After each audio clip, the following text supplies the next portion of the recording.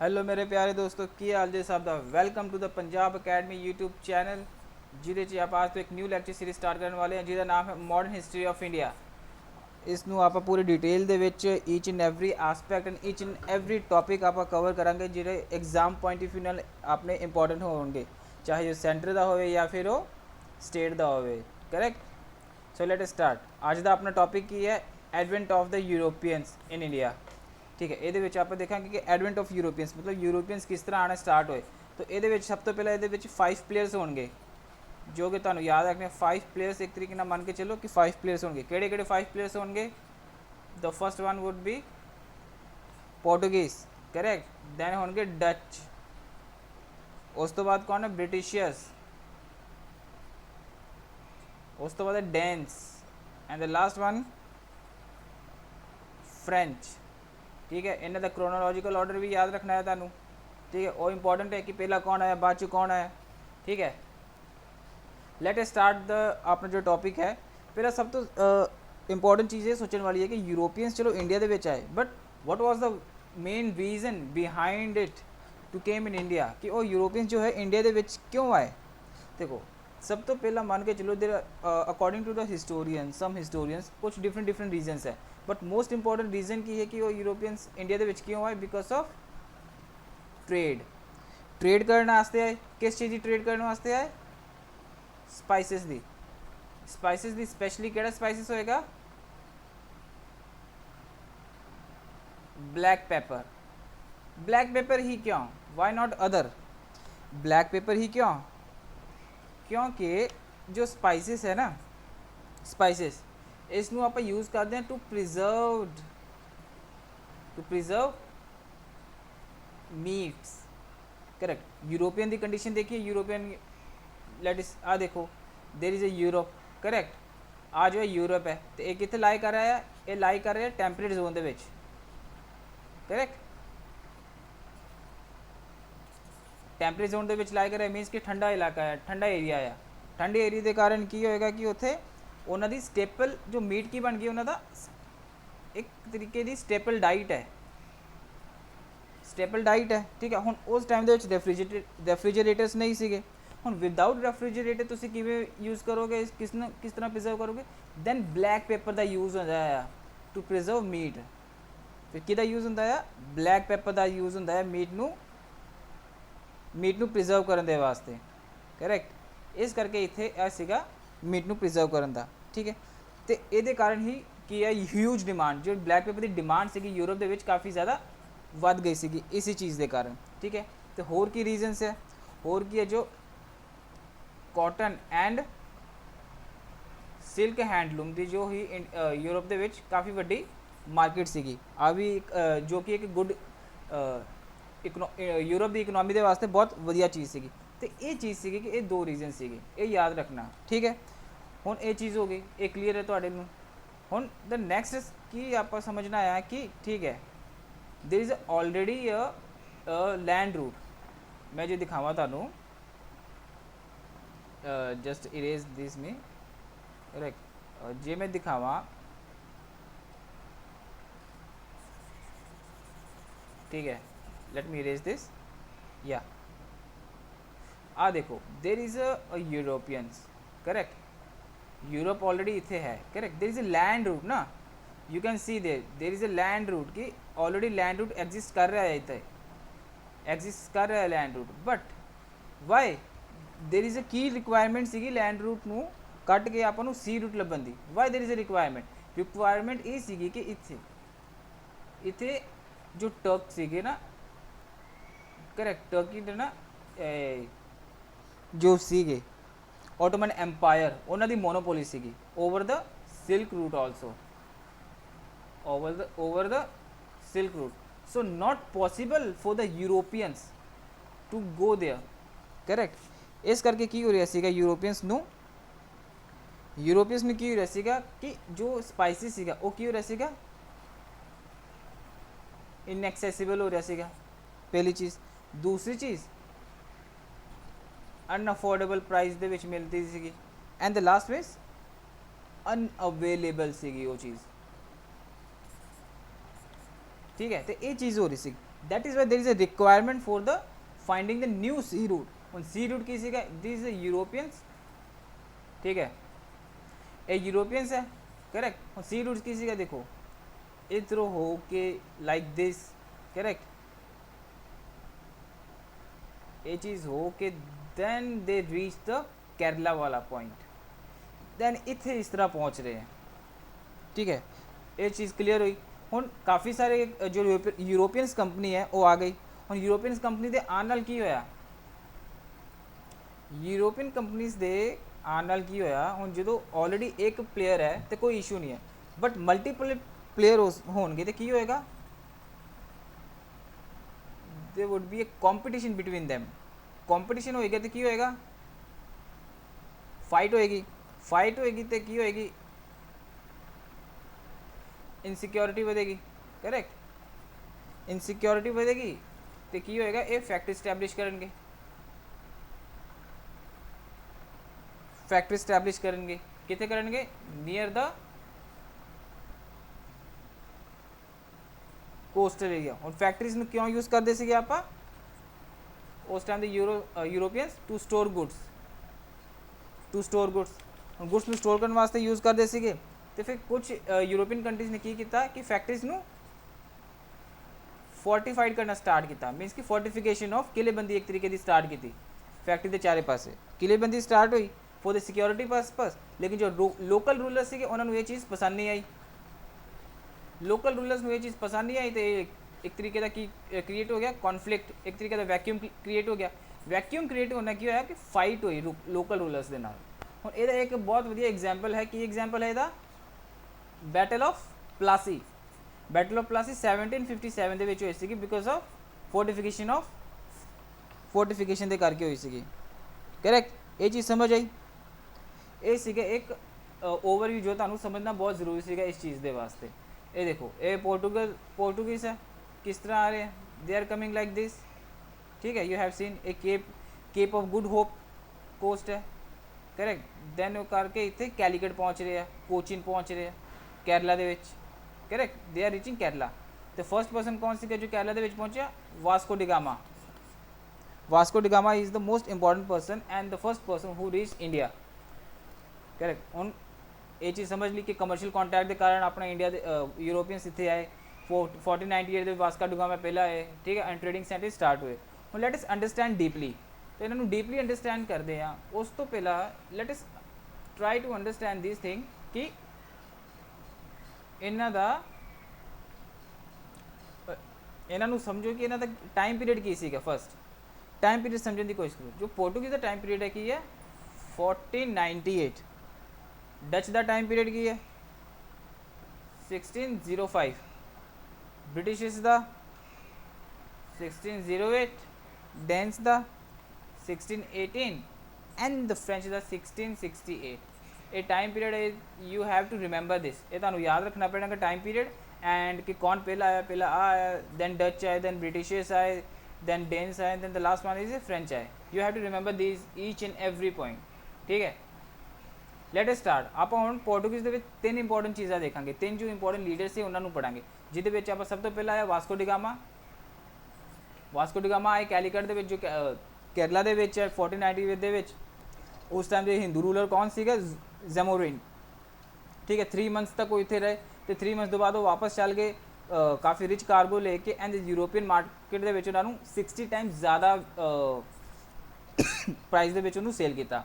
But Vasco da Gama second time fair है। You have to remember the Vasco da Gama जो है 1502 के मीनस कि 4 साल बाद वो वापस आए, ठीक है।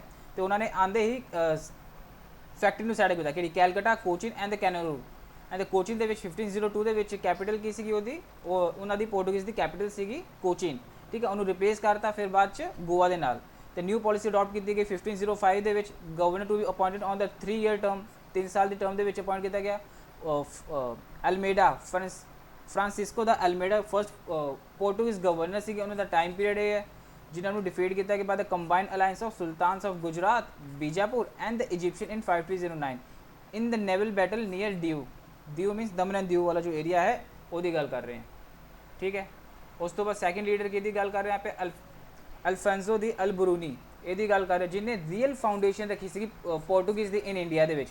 ਇਹ ਪਾਵਰ ਦੇ ਵਿੱਚ ਕਦੋਂ ਆਉਂਦੇ 1503 ਦੇ ਵਿੱਚ ਕਮਾਂਡਰ ਆਫ ਸਿਕੰਦਰਾ a unit of military organisation correct.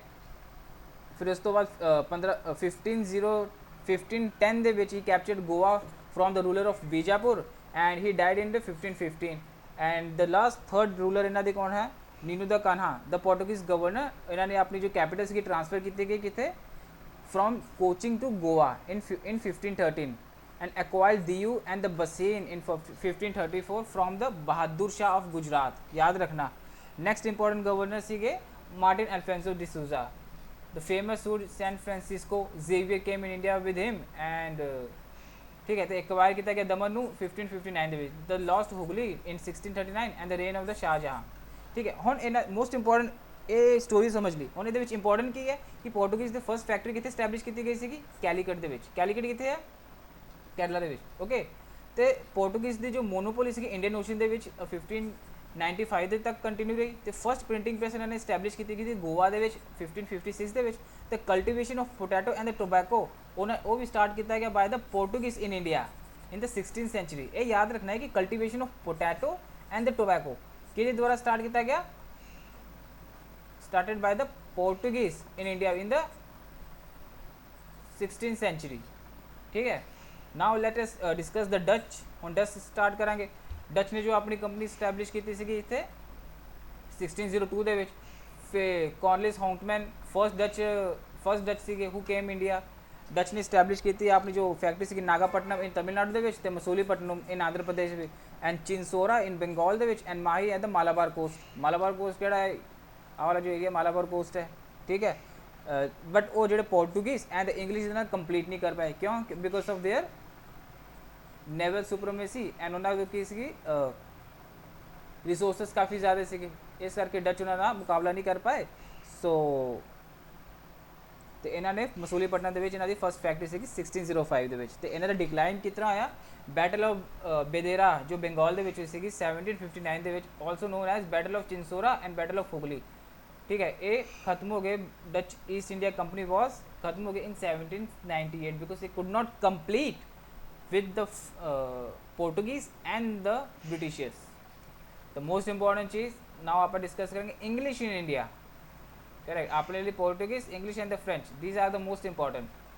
1599 John Mildenhall first English की जो अराइव हो इंडिया दे विच ते east India company form 1600 it was formed by the charter of Queen Elizabeth I 1608 captain William Hawkins ਇਹਨਾਂ ਨੂੰ permission ਮਿਲੀ ਕਿ ਉਹ ਸੂਰਤ ਦੇ ਵਿੱਚ ਫੈਕਟਰੀ ਸਟੈਬਲਿਸ਼ ਕਰ ਸਕਦੇ ਆ ਵਿਚ ਇਜ਼ ਜੋ ਕਿ ਇਹਦੇ ਵਿੱਚ ਫਰਮਾਨ ਇਸ਼ੂ ਕੀਤਾ ਗਿਆ by the Jahangir to the captain William Hawkins to permitting establish a factory at the Surat. ਠੀਕ ਹੈ ਇਹ ਯਾਦ ਰੱਖਣੀ ਇਹ ਚੀਜ਼ਾਂ। ਉਸ ਤੋਂ ਬਾਅਦ ਸਰ ਥਾਮਸ ਰੋ ਇਹਨਾਂ ਨੇ ਜਹਾਂਗੀਰ ਦੇ ਕੋਰਟ ਨੂੰ ਵਿਜ਼ਿਟ ਕੀਤਾ ਜਹਾਂਗੀਰ ਦੇ ਕੋਰਟ ਨੂੰ ਵਿਜ਼ਿਟ ਕੀਤਾ 1605 ਦੇ ਵਿੱਚ as an ambassador of King James 1 to seek the permission of trade in India trade ਕਰਨ ਵਾਸਤੇ ਪਰਮਿਸ਼ਨ ਲੈਣਾ ਹੈ। ਤਾਂ ਫਸਟ ਫੈਕਟਰੀ ਬਿਲਟ ਹੋਈ ਸੀਗੀ 1608 ਦੇ ਵਿੱਚ। Surat was replaced by the Bombay acquired from the Charles two lease on the headquarter on the west coast in 1687। ठीक है फिर 1639 ਦੇ ਵਿੱਚ ਕੀ obtained the madras from the raja chandragiri with the permission to build a fortified factory and named fort St George। ਇਹ important point ਹੈ ਇਹ ਯਾਦ ਰੱਖਣਾ ਤੁਸੀਂ। ਉਹ ਤੋਂ ਬਾਅਦ Charles two the king of England ਇਸਨੇ ਮੈਰਿਜ ਕਰ ਲਈ ਕੈਥਰੀਨ ਦੇ ਨਾਲ the daughter of king of Portugal. ਹੀ ਫਿਰ ਉਹਨੂੰ ਸ਼ਾਦੀ ਕਰਨ ਵਿਆਹ ਕਰਨ ਤੋਂ ਬਾਅਦ ਉਹਨੂੰ ਕੀ ਮਿਲਿਆ ਉਹਨੂੰ Bombay a small village as a part of dowry 'ਚ ਮਿਲਿਆ ਕਰੈਕਟ। ਐਂਡ 1668 ਦੇ ਵਿੱਚ ਚਾਰਲਸ ਟੂ ਇਸਨੇ ਬੰਬੇ ਨੂੰ ਚਾਰਲਸ ਟੂ ਨੇ ਬੰਬੇ ਨੂੰ ਲੀਜ਼ 'ਤੇ ਦਿੱਤਾ ਈਸਟ ਇੰਡੀਆ ਕੰਪਨੀ ਨੂੰ ਐਟ ਦ ਨੋਮੀਨਲ ਰੈਂਟ ਦੇ ਲਈ। ਠੀਕ ਹੈ। And 1699 he got the permission from Britishers got the permission from the Aurangzeb correct and set up the factory at Calcutta।